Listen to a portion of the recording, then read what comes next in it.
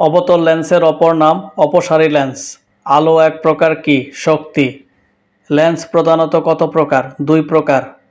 যে মসৃণ তলে আলোর নিয়মিত প্রতিফলন ঘটে তাকে কি বলে? দর্পণ। মানুষের দর্শনাবতীর স্থায়িত্বকাল কত? 0.1 সেকেন্ড। চোখের আলোক সংবেদন আবরণ কোনটি? রেটিনা। আলোর প্রতিসরণ ব্যবহার হয় কোথায়? এক্স-রেতে। চোখের রেটিনার রং হয় গোলাপি।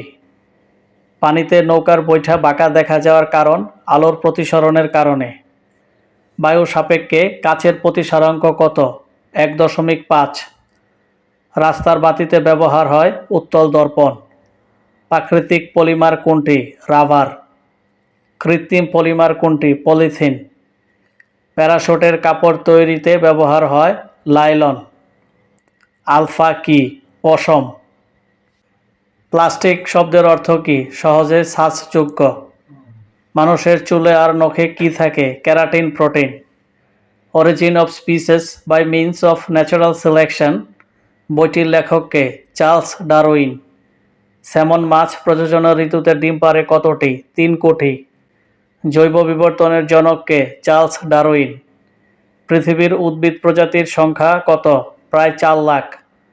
তিমি সাঁতারের জন্য ব্যবহার করে ফ্লিপার।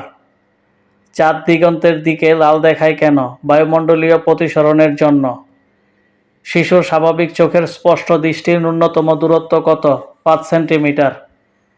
চোখের কোন আঁশে উল্টো প্রতিবিম্ব গঠিত হয়? রেটিনা। বয়স্ক মানুষের স্বাভাবিক চোখের স্পষ্ট দৃষ্টির ন্যূনতম দূরত্ব কত? 25 সেন্টিমিটার।